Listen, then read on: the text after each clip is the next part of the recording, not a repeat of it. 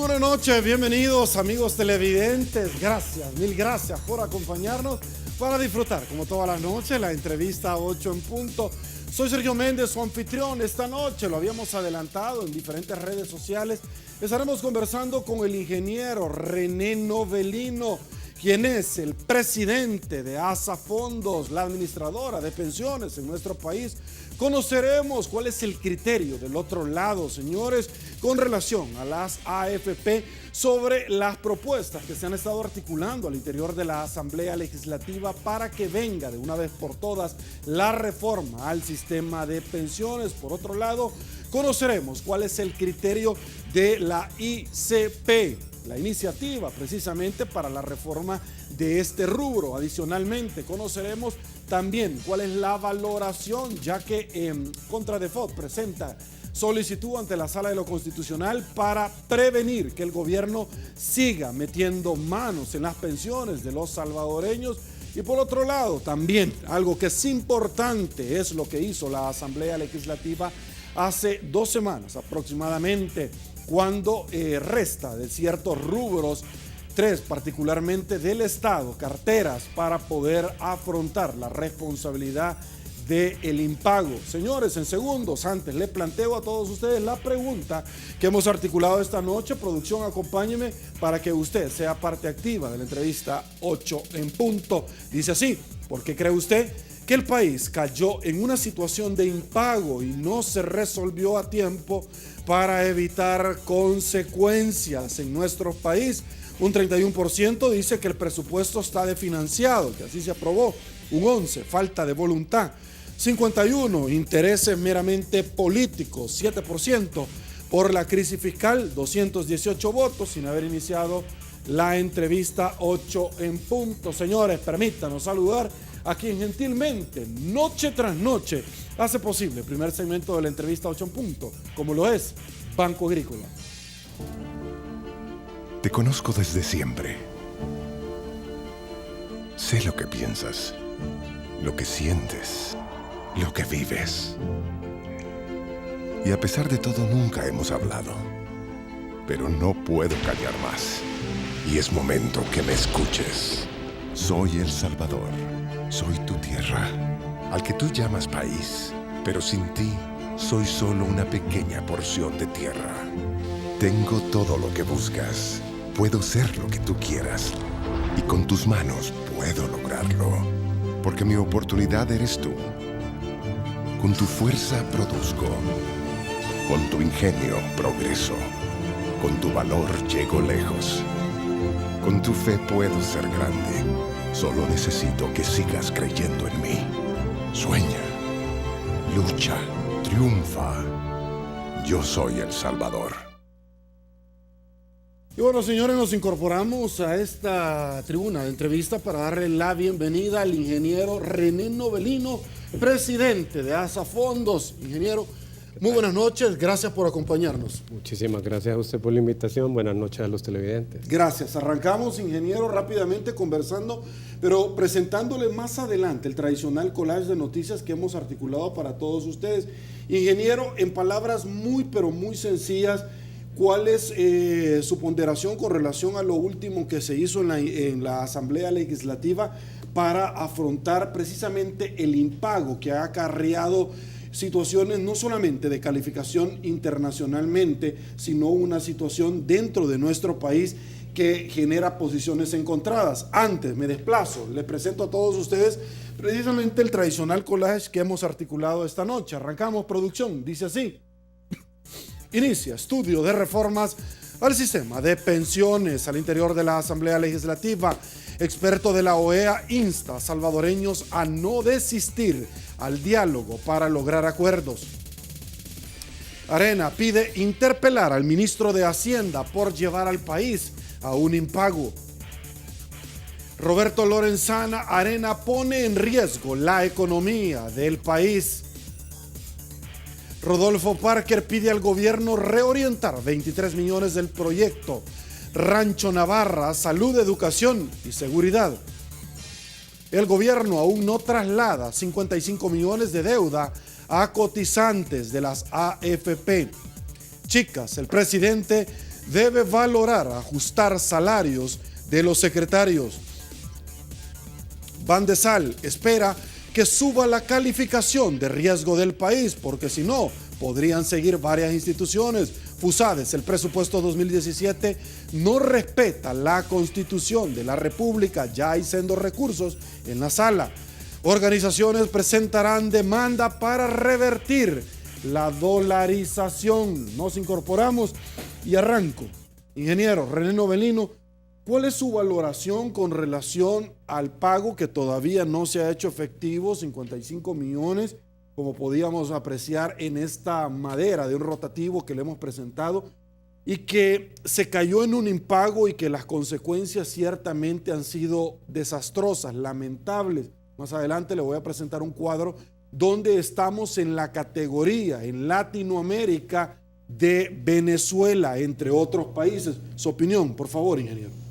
Bueno, creo yo que es importante poner en perspectiva esto. Lo que sucedió en la Asamblea Legislativa el viernes pasado es tratar de encontrar una solución temporal o parcial a un problema que se conocía que se iba a presentar desde el momento en que se formuló el presupuesto general de la Nación, con una partida con solo $1,000 para afrontar un pago que a lo largo del año asciende hasta $220 millones.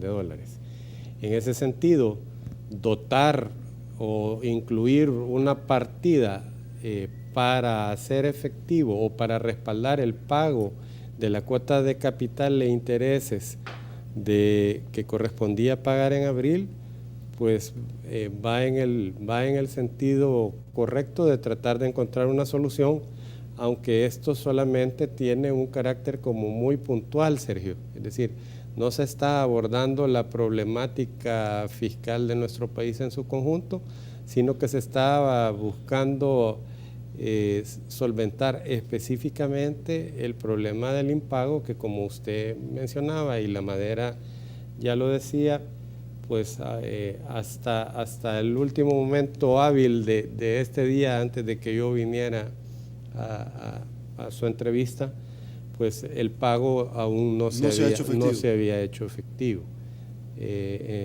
Nosotros estamos a la espera. Se hizo ayer precisamente, ya siendo un hecho conocido, de que la Asamblea Legislativa había modificado el presupuesto y que el presidente lo sancionó, entendemos, el mismo día viernes, para ordenar su publicación en el Diario Oficial, también del mismo día viernes, pues ya esa modificación del presupuesto ya estaría vigente, según nosotros entendemos, y por tanto ya se podría proceder a ejecutar el pago, ¿verdad?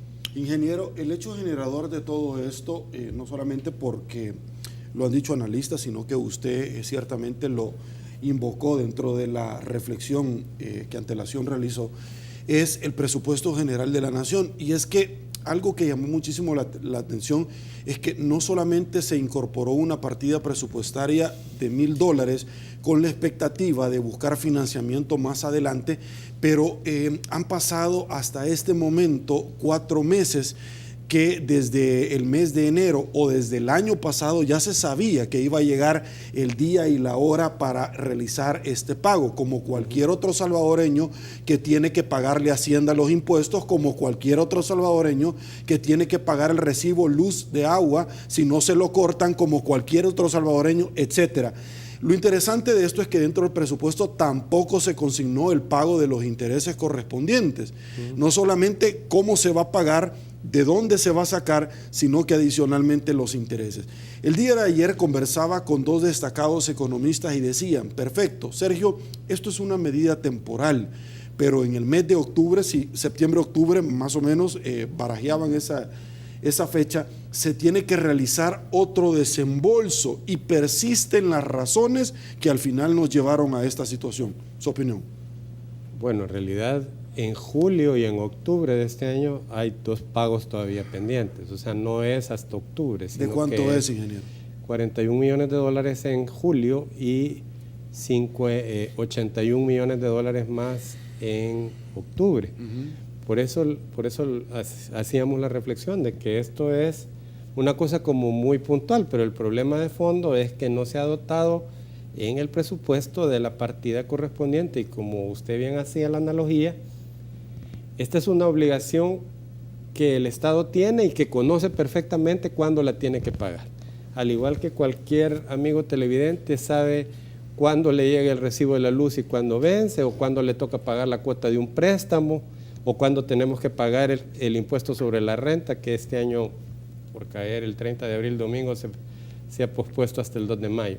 Son obligaciones que usted tiene que tener en su presupuesto y dotarle, no solo saber que los va a pagar, sino que también dotarle de los recursos como para hacer efectivo el pago, que es precisamente uno de los puntos por los cuales se está discutiendo la problemática fiscal. Yo quiero destacar de forma bien específica esto. No son pagos desconocidos, como usted bien señaló, cuando se formuló el presupuesto, y quizás más específicamente cuando fue aprobado el presupuesto y había una medida cautelar de la sala sobre un decreto que fue aprobado en septiembre del año pasado, se sabía que este dinero se tenía que pagar y que por tanto había que buscar las alternativas para solventar ese problema.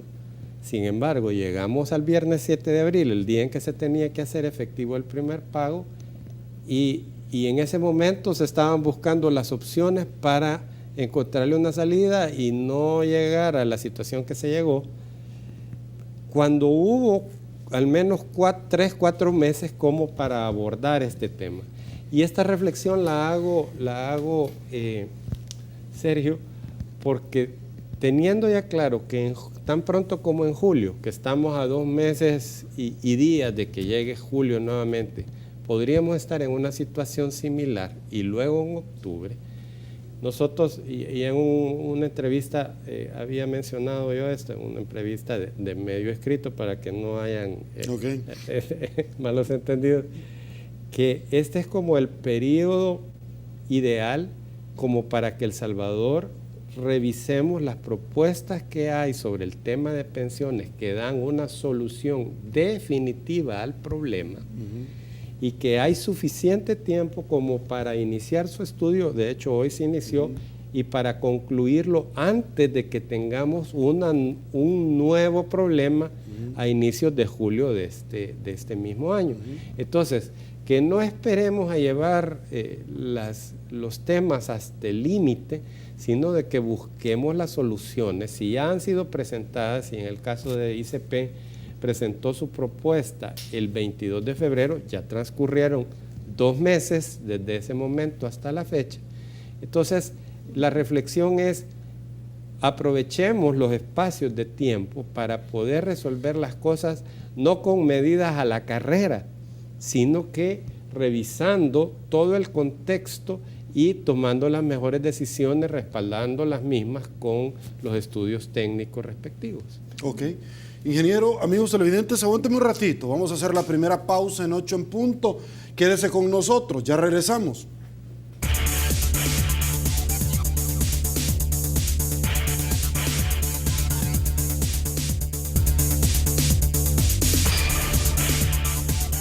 Estamos de regreso, El Salvador. Mil gracias por su preferencia en 8 en punto. Como todas las noches, tenemos muy buenos comentarios y recomendaciones para todos ustedes, y uno de ellos es nuestro patrocinador GreenFlex, que promueve la movilidad y la flexibilidad de tus articulaciones. Soy Sergio Méndez y aquí vamos de nuevo. Ingeniero Novelino, quisiera plantearle una nota extraída, producción, acompáñeme, sobre estos temas que estamos nosotros desarrollando y que ciertamente se obtuvieron bajo la cobertura de funcionarios relacionados al tema y que han emitido juicio de valor. Esta es la nota que le presentamos a efectos de ilustración. Veamos. Se hace un análisis para buscar alternativas viables que permitan ofrecer a los trabajadores una pensión digna. Eso sin dejar de lado la sostenibilidad financiera y fiscal del país. El actual sistema tiene un déficit. Si se sube la tasa de rentabilidad, entonces aumentan los ingresos. ¿Por qué? Porque los trabajadores logran ahorrar más. Y al poder ahorrar más, entonces tienen una mejor pensión durante más tiempo. Aunque la propuesta de la iniciativa ciudadana tiene, según el superintendente del sistema financiero, aspectos positivos, diputados de Arena consideran necesario realizar un estudio comparativo. Porque hasta que tengamos todos esos comparativos podemos poder dar una verdadera opinión basada en la parte técnica, porque este es un tema bastante técnico. Para el parlamentario Francis Habla, el tema es prioritario y debe resolverse antes de que finalice junio, pues en julio el gobierno caería nuevamente en un impago. Si yo no quisiera llegar a julio, como nos llevaron al impago, y llegar corriendo a sacar soluciones que no le convienen al país. Por su parte, Perdomo enfatiza que es necesaria una reforma al actual sistema, siempre y cuando ésta sea integral. Hay que hacerle ajustes para aquellas situaciones que presentan altos déficits pueda ser sostenible en el tiempo. La próxima sesión quedó programada para el martes 2 de mayo. Para Teleprensa, Canal 33, Jacqueline Martínez. Ok, esto es lo que opinan varios funcionarios que de una u otra forma están ligados a este tema. Ingeniero, estamos prácticamente a las puertas de un pago, como usted lo ha dicho, en el mes de junio y posteriormente en el mes de octubre nuevamente, y muchas personas se preguntan de dónde se va a sacar esta plata. Para efectos de ilustración de la gente, ingeniero, la categoría que El Salvador ha obtenido mundialmente por estas casas de riesgo, que a título personal me ha llamado muchísimo la atención escuchar a un diputado decir, lo que pasa es que estas casas corredoras de riesgo tienen una afinidad a la derecha y por eso es que nos están dando esta categoría. Es decir, de pronto resulta como jalado de los pelos y estamos cayendo casi en un absurdo. Sin embargo, hoy que tenemos la oportunidad, los salvadoreños, de salir adelante, de sentarnos bajo una propuesta del sistema de pensiones, ¿cuál es su valoración sobre la presentada por la ICP? Bueno, nosotros tenemos una valoración positiva sobre la propuesta presentada por ICP. La respaldamos y la acompañamos. Creemos que es una solución integral al tema de pensiones, que tiene por objetivo o que cumple de forma simultánea dos objetivos: buscar cómo ofrecer mejores beneficios a los trabajadores salvadoreños y, por otra parte, resolver parte de la problemática que ahorita estamos viviendo respecto a lo que ya vemos que son los problemas que tiene el Estado para honrar sus obligaciones de pago. Nosotros creemos que el estudio y ojalá la aprobación por parte de la Honorable Asamblea Legislativa de esta propuesta antes del mes de julio próximo haría un efecto tal, o tiene un efecto tal, Sergio, que evitaría que se tenga que realizar desembolso alguno en julio y en octubre de este año. Quiere decir que el Estado de El Salvador ya para lo que resta del año, siempre, al pagar estos 55 millones de dólares que corresponden en abril, en virtud de esa reforma que lleva una reestructuración financiera de la deuda emitida, hace que el primer pago que se tuviera que realizar ya después de la reforma fuera hasta en enero del 2018, que ya tendría que estar, por supuesto, incorporada dentro del presupuesto del próximo año, evitando lo que usted menciona, tener que ir a buscar financiamiento en unas condiciones que quizás no son las óptimas para ir a hacerlo, dado que tenemos una calificación de riesgo que se ha venido deteriorando durante todos estos años, pero que a raíz precisamente de este incumplimiento de pago fue degradada todavía más, lo cual implica que el Estado de El Salvador como un deudor se percibe como más riesgoso y, por tanto, para ser sujeto de que un ente le preste dinero o un inversionista compre bonos que emita el Estado de El Salvador, pues sin tener uno una bolita de cristal, pero uno puede prever claramente de que sería a tasas más altas que las que hemos estado pagando hasta la fecha. Y bueno, eso la última colocación de bono fue de 8 puntos y fracción, casi 9. En efecto. Es decir, no hay nada que celebrar en esa colocación. Pues fue una tasa bastante alta para una colocación a 12 años y el tema es que si nuestra calificación de riesgo en ese momento era aún mejor que la que tenemos actualmente, por eso mencionaba que de salir a buscar financiamiento al mercado externo, que es lo que normalmente ha hecho el Estado, tendría que hacerlo a tasas más altas. Y Sergio, hay que recordarle a todos los televidentes que tasas más altas que paga el gobierno quiere decir que requiere más recursos en el presupuesto para destinar al pago de eso, y esos recursos tienen que venir, por supuesto, de todos nosotros que somos los que contribuimos al financiamiento del Estado. Entonces, no es un problema del gobierno, sino que es un problema de toda la sociedad si no se le encuentra una solución definitiva a la problemática y no andamos buscando ponerle parchecitos o tirar la latita un poquito más para adelante. Ingeniero, ¿qué sucedería en el caso hipotético? Se ha presentado una demanda ante la Sala de lo Constitucional de la Corte Suprema de Justicia por parte del doctor Enrique Anaya Barraza, representante de Contradefot. Quiero hacer una pregunta solo únicamente para esta situación, y esta pregunta se la articulo. A mí me llama muchísimo la atención porque en su momento el fideicomiso para operaciones previsionales que fue implementado por el señor Elías Antonio Saca cuando no tenía los votos del partido FMLN para poder adquirir más deuda, empréstitos. Se articuló un tema legal que para muchos es inconstitucional. El tema es que fue sumamente criticado por el FMLN, de hecho se pusieron sendas demandas. Pero en el 2009, ingeniero, el partido FMLN, el señor Funes sigue sacando plata del fideicomiso, algo que fue cuestionado por ellos. Sin embargo, lo que me llamó la atención es que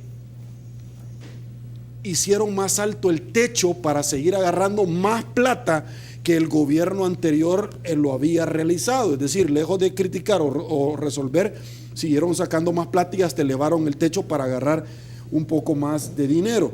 ¿Qué pasaría si la sala llega a determinar como una medida cautelar que el gobierno ya no puede tomar plata? Porque un deudor, cuando inicia un impago, es imposible que una empresa financiera, es decir, ni la niña Juanita que tiene una tienda en la esquina en la colonia le va a prestar. ¿Qué sucedería? Bueno, si esa situación se diera y hubiera una medida cautelar en la cual la obligación de compra por parte de los trabajadores a través de los fondos de pensiones se diera, el Estado de El Salvador tendría que buscar financiamiento de otra fuente, Sergio, ya sea a través de ingresos corrientes o a través de otra deuda, para poder cubrir las obligaciones de pago del ICE y el INPEP. Hay que recordar que estas instituciones recibieron cotizaciones por casi 30 años, en el caso del Seguro Social y el INPEP alrededor de 25 años, antes de la reforma del 98, y desafortunadamente no constituyeron las reservas necesarias para respaldar el pago de las pensiones a que se habían comprometido.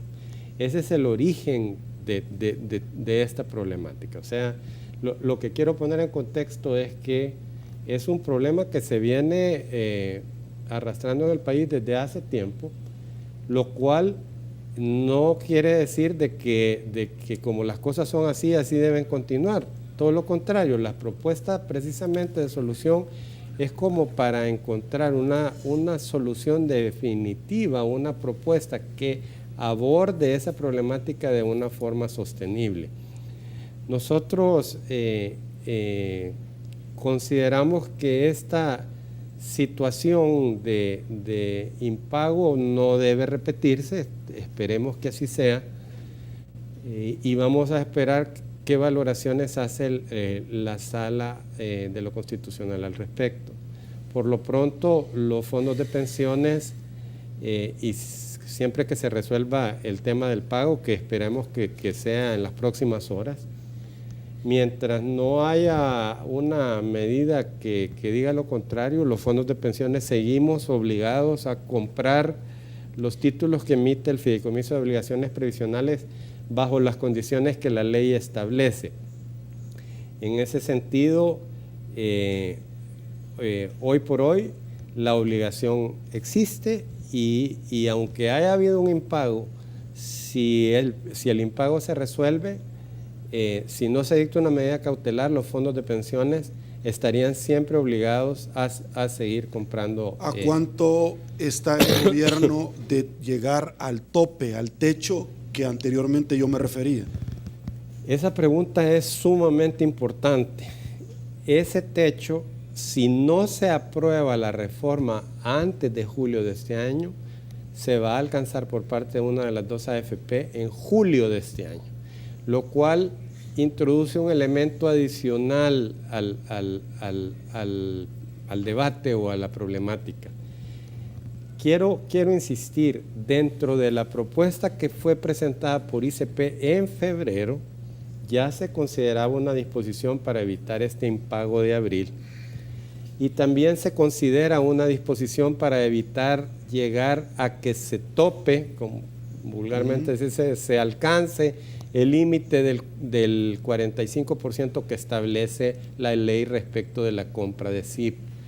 Si no se hace algo al respecto, si no se aprueba una reforma integral del tema, vamos a estar en julio, en 2 meses y unos días, insisto, en la problemática que se tienen que pagar 41 millones de dólares de capital e intereses y también que faltarían para el resto del año financiar cerca de 120 millones de dólares más para pago de pensiones del ICS y del INPEP. Entonces, el planteamiento nuestro es, si ya sabemos que estamos relativamente cerca de llegar a esa situación, deberíamos de concentrarnos en hacer la revisión técnica y legal y política, por supuesto, de las propuestas que se tienen sobre la mesa y tomar una decisión para garantizarle a las personas que están pensionadas, Sergio, en el ICS y el INPEP, y que estén tranquilas de que la fuente de financiamiento de sus beneficios está asegurada, no para 1 mes, no para 2 meses, no para 3 meses, sino que para toda la vida. Eso es lo que se anda buscando, que aunque estas entidades no cuenten con los recursos para hacer frente a sus obligaciones propias, que se le alivie la carga al Estado de El Salvador, porque la reforma considera cortar los costos que tiene el Estado hacia adelante por el tema de pensiones en más de la mitad respecto del nivel actual, y eso le da espacio como para que pueda afrontar de mejor manera el pago de las pensiones de las personas que se quedaron afiliadas al ICS y al INPEP, que al igual que los afiliados a las AFP merecen todos, o merecemos todos los salvadoreños, la garantía de que nuestras pensiones están respaldadas con ahorro propio y con un mecanismo de pago sostenible, a diferencia de lo que fue el sistema administrado por el ICS y el INPEP, que ya demostró sus problemas, y también la misma propuesta que el gobierno presentaba el año pasado, que tenía un carácter confiscatorio porque tomaba el ahorro de los trabajadores. La propuesta del gobierno. Exacto, la propuesta del gobierno del sistema mixto del año pasado, que tenía desde el análisis que se planteó por diferentes especialistas, vicios de inconstitucionalidad porque partía del hecho de que el Estado confiscaba ahorro privado y no le ofrecía una indemnización a los dueños del dinero por el dinero que tomaba. Ingeniero, la última encuesta publicada por un rotativo, particularmente el Diario de Hoy, determinaba varios puntos luego de la prueba tabular datos, el sondeo que había realizado, y presentaba precisamente el consolidado de esta, donde la población salvadoreña se refería a temas sensibles. Uno de ellos, solo por mencionar, era que de una vez por todas trajeran las ICIES al país, porque lo relacionan el tema del combate a la delincuencia, pero más que todo a la impunidad. Pero un tema que fue altamente abundante, altamente repudiado, fue que no estaban de acuerdo, seguro usted la vio, con que el gobierno tomara o siguiera tomando la plata de las pensiones. Quiero presentarle adicionalmente a esto, producción, acompáñeme, desplazo, bajo esta nota que precisamente como punto de partida, donde están pidiendo precisamente hoy por hoy el Partido Arena la interpelación al ministro de Hacienda por llevar al país a un impago. Sobre este punto, nosotros nos fuimos a la calle para abordar a la población salvadoreña con las cámaras de Canal 33 8 en punto y preguntarle qué opina usted con relación a este tema que estamos desarrollando, y esto fue lo que nos dijeron. Escuchemos. Yo creo que es producto de la misma polarización que hay, ¿no? Y debido a ello es que no se logra tener una respuesta así concreta de qué es lo que está pasando en realidad. Que esos pagos deben de ser puntuales, pues porque la gente tiene sus obligaciones y esas obligaciones los hacen a que caigan en un impago, y esos impagos es una cadena de causales que vienen a distorsionar un poco más la realidad. Estamos muy agobiados por las obligaciones y los espacios de pago de las obligaciones son muy cortos, y eso nos mantiene un estrés, una fricción social, y hay una fricción política que se ha extendido a toda la población y que no nos deja vivir realmente durante unos parámetros de tranquilidad que necesita la población. Es algo lamentable, ¿verdad? Porque estamos hablando de gente que ya no trabaja, ¿verdad? Muchos de ellos ancianos, ¿verdad? Gente que está en tratamiento médico con el Seguro Social y que solo la pensión es su único sustento, ¿verdad? Entonces yo pienso que al final es lamentable que siempre sean los sectores más desprotegidos los que son afectados por este tipo de situaciones, ¿verdad? Y con lo de los bancos, al final eso afecta también en el bolsillo de todos los salvadoreños que trabajamos, ¿verdad? Considero que más que todo es una cuestión política. Cada uno de los partidos mayoritarios buscar su estrategia política, y eso al final de cuentas nos afecta a toda la población. Ok, esto es lo que opina la población salvadoreña, ingeniero. Quizás una de las preguntas clave dentro de esta entrevista sería: ¿por qué se llegó a esta situación tan lamentable, ingeniero, teniendo la plata? Porque la recaudación fiscal hasta el mes de abril se tenía lo suficiente para poder honrar estas obligaciones.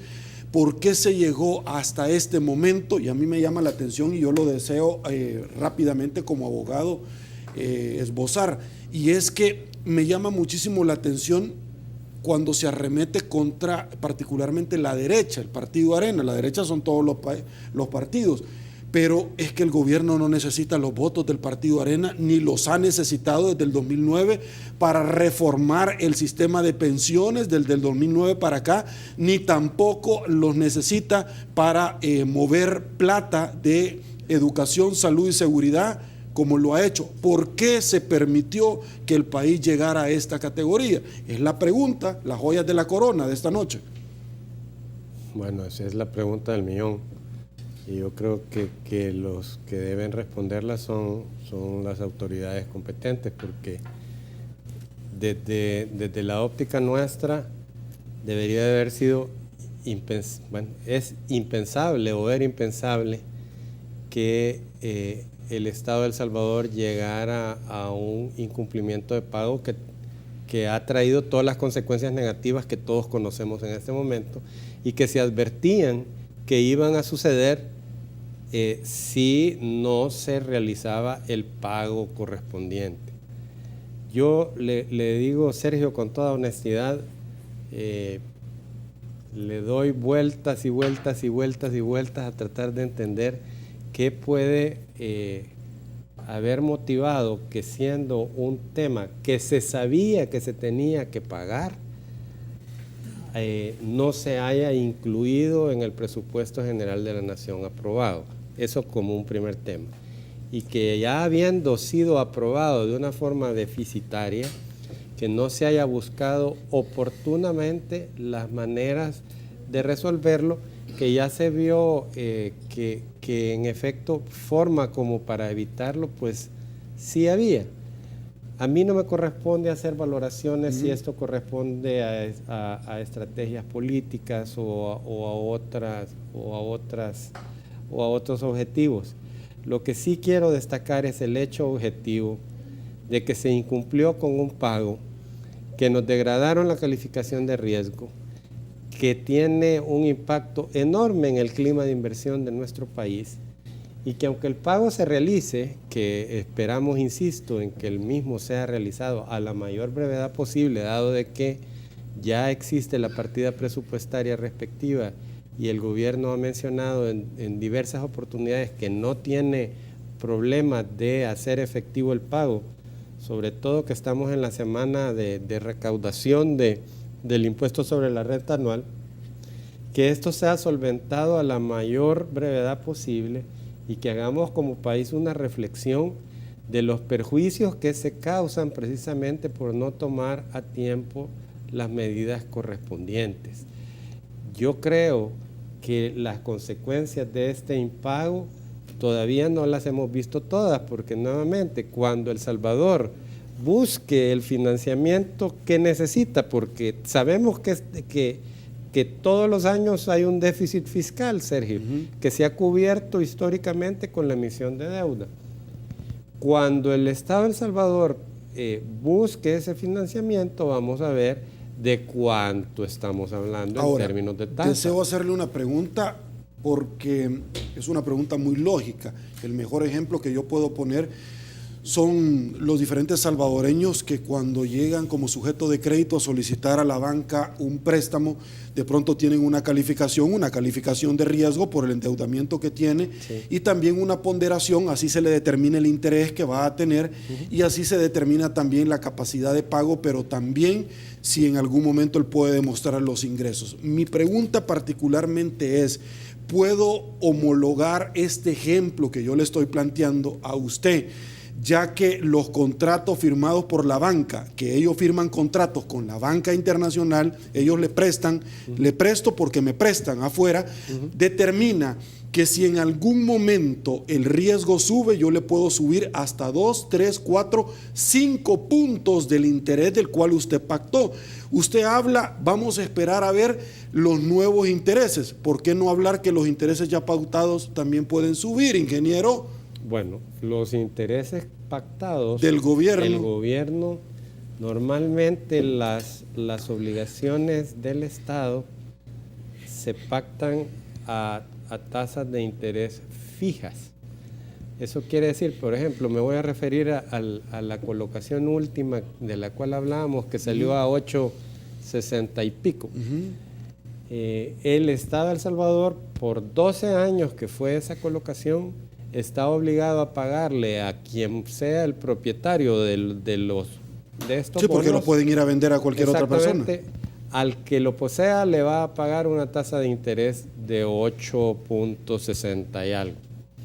Ahora bien, si yo tengo un bono que paga una tasa de interés de 8.60 y pico, pero el riesgo de El Salvador hace que cualquiera, y lo vamos a poner el ejemplo de que yo soy el dueño del bono, yo lo quisiera vender, y usted me va a decir, mire, pero el Estado de El Salvador, para mí no es atractivo comprar un bono que pague 8.60 porque con la calificación de riesgo que hoy tiene, yo aspiraría a recibir una tasa de interés mayor.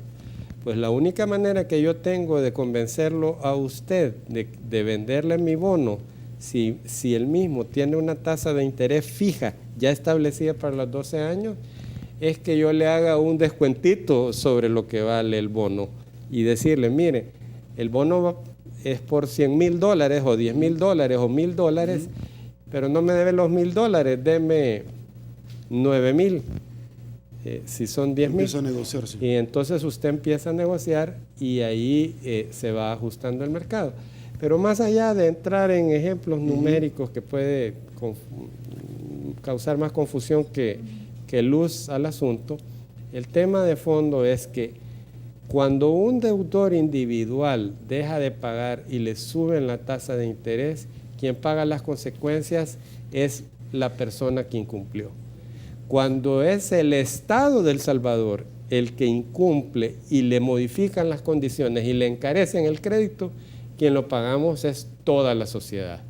Y eso es lo que todavía falta de ver ya las repercusiones en concreto que va a tener toda nuestra sociedad, porque en el récord crediticio, Sergio, ya va a quedar de que hubo un incumplimiento de pago, aunque el mismo se resuelva.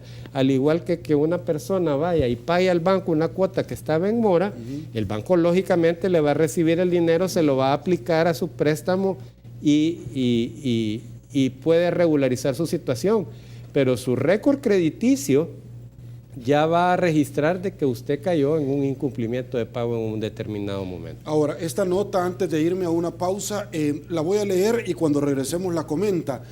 Es muy duro hablar de impago, dijo a este rotativo el diario El Mundo, el día lunes 17 de abril. Señores, hoy estamos 25 de abril. El Salvador tiene para pagar, dijo el ministro de Hacienda. ¿Por qué no se hizo? Particularmente ya que el ministro con otras personas saben lo necesario que esto resulta. El tema es si el ministro ha hecho lo correspondiente, pero el gobierno no le hace caso. Pausa, volvemos.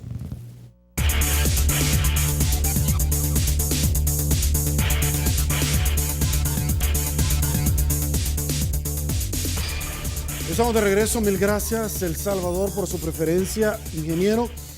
Luego de haber estado arriba con triple B, ahora El Salvador está CCC, a una categoría en el suelo por default igual que Venezuela. Me llama muchísimo la atención esto porque cuando nosotros vemos el índice global de corrupción, estamos igual que Venezuela. Cuando nosotros vemos un tema de criminalidad, somos el país, a veces el primero, a veces el segundo, nada envidiable, más criminal en el mundo, en Latinoamérica. Esto le planteo esta plataforma porque nos lleva a verificar que el FMLN ha dicho, y producción, acompáñeme como respaldo, acá el FMLN insiste en crear el sistema público mixto para pensiones. ¿Por qué de una vez por todas no es viable este sistema? Bueno, dos cosas muy rápidamente. Primero, el sistema mixto que fue planteado por el gobierno el año pasado tenía un carácter confiscatorio. ¿Qué quiere decir eso? Tomaba control el Estado de dinero que le pertenece a casi 2 millones de trabajadores salvadoreños.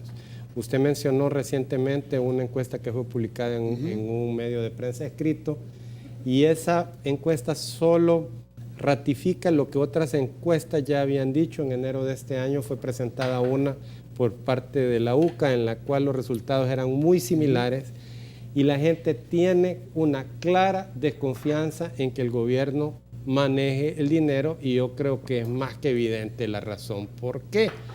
En un contexto en el cual el Estado ha dejado de pagar una obligación tan esencial como la que estamos hablando esta noche, ¿qué confianza puede generar que sea el Estado el que le administre el dinero que usted va a guardar durante 25, 30, 40 años para respaldar su jubilación? En ese sentido, ese es un primer gran elemento, el tema de que el gobierno no tome control del dinero de los trabajadores es un primer punto. Y el segundo punto usted también lo mencionó, y es el tema de la sostenibilidad.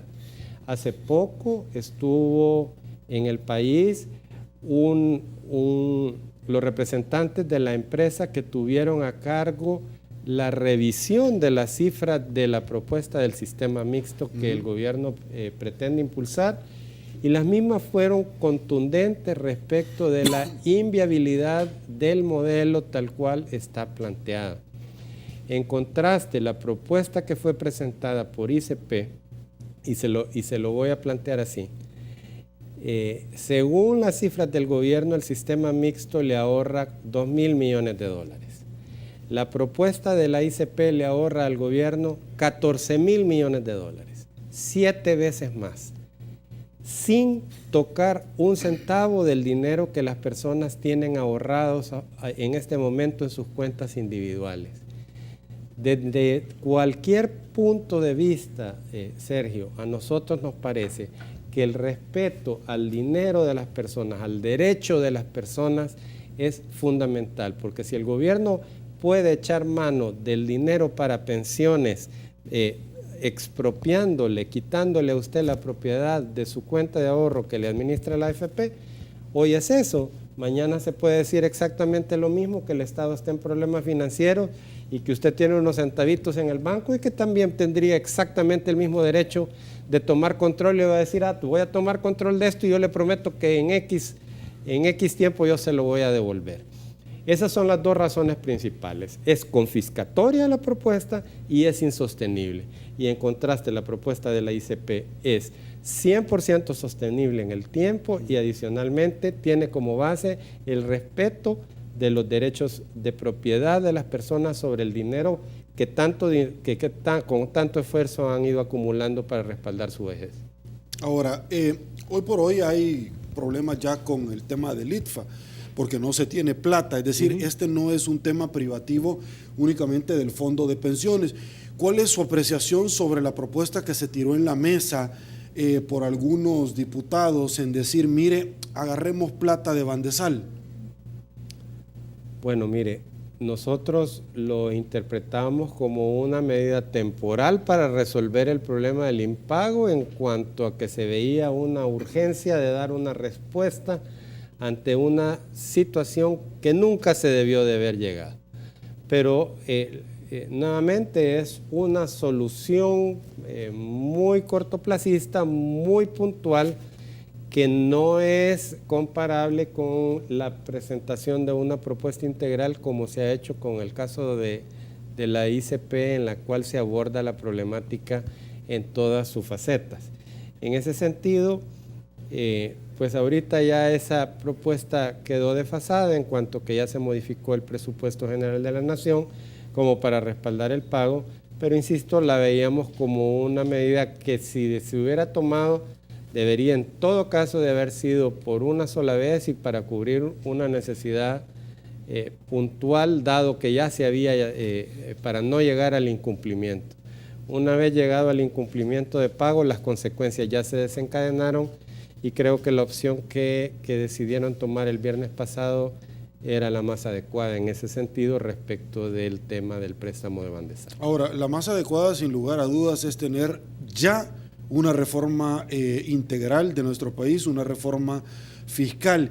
¿Usted sigue manteniendo que la propuesta presentada por el gobierno no es una reforma al sistema de pensiones propiamente dicha, sino que es una reforma fiscal? Totalmente, lo dijimos en su oportunidad y lo ratifico.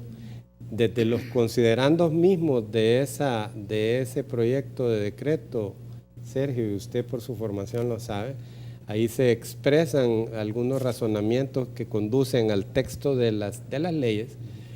Es evidente, y lo dice claramente los documentos que acompañan al proyecto de decreto, que lo que buscan es hacer llegar dinero al Estado y no es una reforma de pensiones, sino que la reforma de pensiones es la excusa como para hacerle llegar dinero al Estado para cubrir otras necesidades. ¿Cuál es el problema con eso?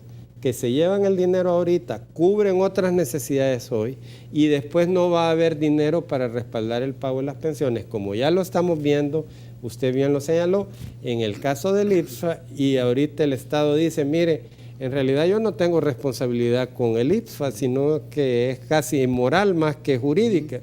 Pero el hecho objetivo es de que se necesitan $50 millones este año para pagar las pensiones del IPSFA. Queremos los salvadoreños vivir en la zozobra continua de no tener asegurado el respaldo del pago de las pensiones de la gente más vulnerable de nuestro país, o queremos sentarnos en serio, enrollarnos las mangas, analizar las opciones que tenemos, ver las ventajas, las desventajas, cuantificar, hacer números y decir, mire, aquí está esto que vale la pena y que le va a dar una solución definitiva al problema. Nosotros, y esto quiero ser bien enfático al decirlo, la propuesta que se ha presentado es 100% responsable en cuanto a que ha sido validada, revisada y con todos los estudios que la acompañan. por supuesto, como toda cosa hecha por seres humanos, es perfectible. Es perfectible. Nadie puede abrogarse el derecho a tener el 100% de la verdad.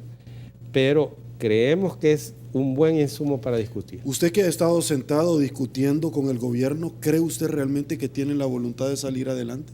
Bueno, yo tengo la confianza que como país tenemos que salir adelante y espero que las autoridades den el paso en el sentido correcto. ¿Cuál es entonces su interpretación, ingeniero Novelino, cuando dice ciertos miembros, para ser honrado, del partido FMLN, si la propuesta del ICP llega a ser aprobada sin los votos del partido FMLN, inmediatamente, es decir, por los votos de los partidos de derecha, inmediatamente el presidente de la República la va a vetar?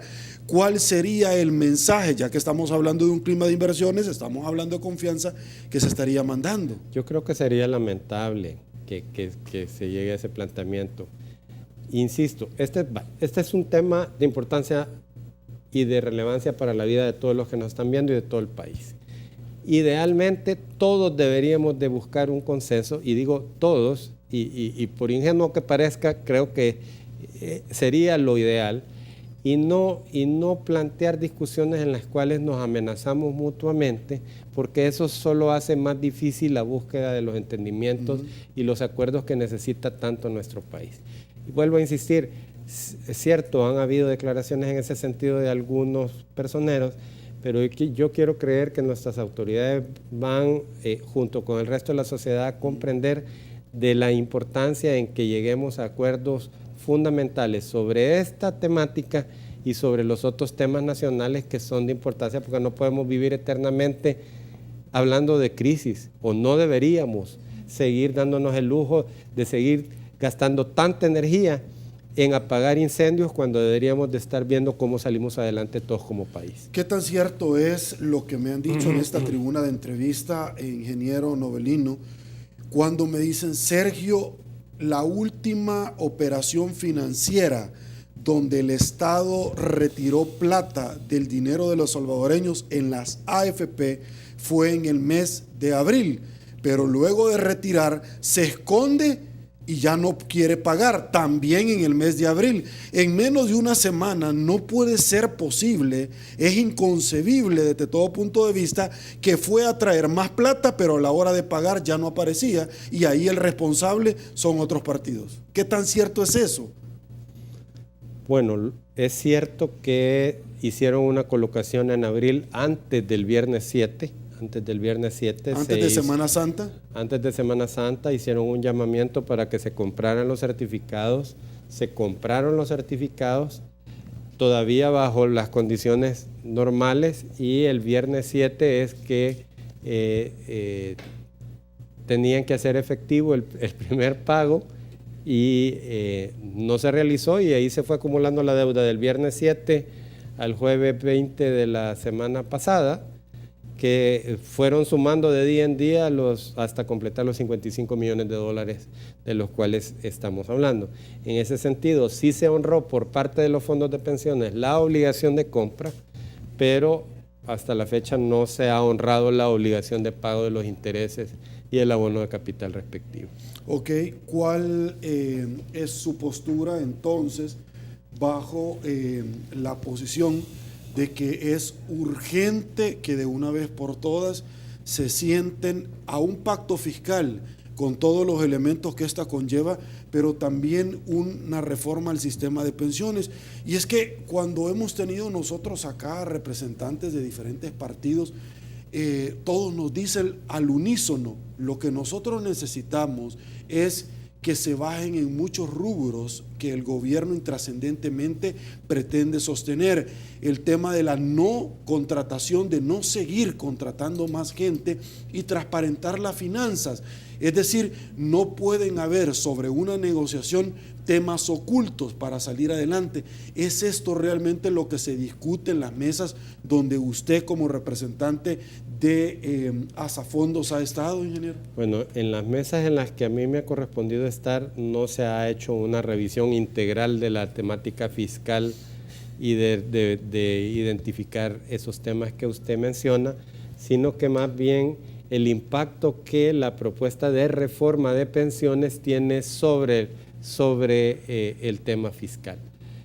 Y en ese sentido no tengo yo toda la información, pero sí ciertamente le puedo afirmar que hacer una reforma de pensiones es indispensable para mejorar la situación fiscal, pero de lejos no es lo único que debe hacerse, y en eso creo que como país tenemos que estar claros de que esta es parte de una temática o de una problemática más amplia, porque el pago de pensiones en un año, Sergio, este año son 220 millones de dólares, en un presupuesto de 5.000 millones de dólares.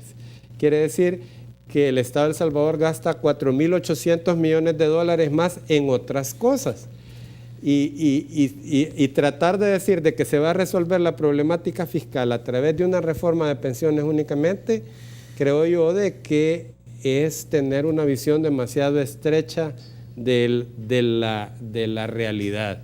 Y en ese contexto, sin ser un experto en el tema, yo concuerdo que para resolver la problemática fiscal del país hay que revisar el tema de pensiones, hay que revisar el resto de rubros que integran el presupuesto general de la nación, con los que usted está mencionando, y de hecho todo lo que está en esos 5.000 millones de dólares, e identificar como sociedad cuáles son nuestras prioridades de gasto y cómo vamos a financiar nuestros gastos, al igual que su familia, la mía y la que nos está viendo. Si uno tiene un presupuesto que financiar, uno tiene que buscar las fuentes de financiamiento sostenibles para cubrir sus gastos de vida. Y eso es válido para una familia y eso es válido para nuestro país. Ok, vamos a otra pausa, señores. Ya regresamos.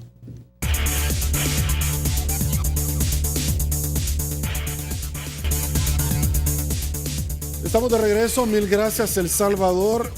Ingeniero Novelino, antes de finalizar, quizás una de las preguntas que sería muy viable es las consecuencias del país por haber caído en este impago. Y es que muchos dicen, mire, con pagar se acabó y volvemos nuevamente las cosas al estado en que estaba con antelación, es decir, a triple B. Muchos dicen, no, mire, va a tardar, pero cuando llegue a estabilizarse, la confianza no se gana ni se paga, ni se vende en la tienda de la esquina. Su oportunidad, por favor. Desafortunadamente no va a ser automático.